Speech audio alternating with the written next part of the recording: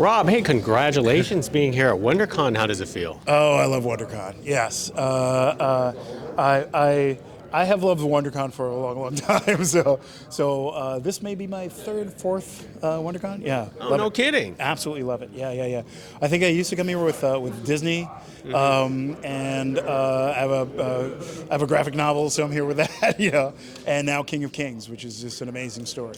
I was going to say King of Kings is quite different than being introduced here at WonderCon. It serves, some people would think it would serve a different type of audience. Well, I think it's a larger than life hero, an amazing story, animated and told in a wonderful way, and so I think the animation element of it, the extraordinariness of it, Jesus might as well be a superhero, and You're right. and I think Jesus is a superhero. Yes, exactly. And so I think it's perfect for WonderCon. Now, tell us about how the story development happened for you as a writer to put this into onto the page and then onto the screen. Yes. Well, fortunately for me, Charles Dickens had written the story of itself, Life of Our Lord, and which was a story that he would tell to his kids every year. He has a younger son, Walter, and he becomes a character in it, and so that gives us a filter of a father telling the story to his son. Jang had written a draft in Korean, and then it was kind of, roughly translated into English, and I was brought in to kind of do a smoother English translation. And they knew that my work at writing Princess and the Frog and working at Disney, they wanted to have that filter go through it because they wanted to tell it as a story.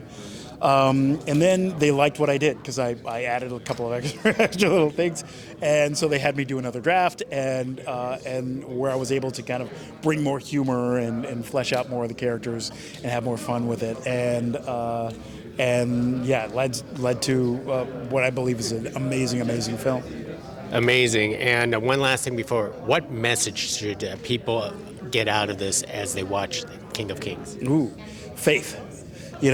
Have faith. And there's a great book called, God, a Biography. And he talks about how God has always kind of looked at man and said, please get it right, and we're always getting it wrong, so we're thrown out of the Garden of Eden, there's the flood, there's, Tower of Babel, and then he finally said, okay, here is somebody to look at as an example of what I'm hoping for you guys to do.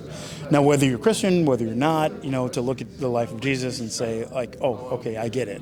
That is a great man living a great life. A lot of people walk around and say, what would Jesus do?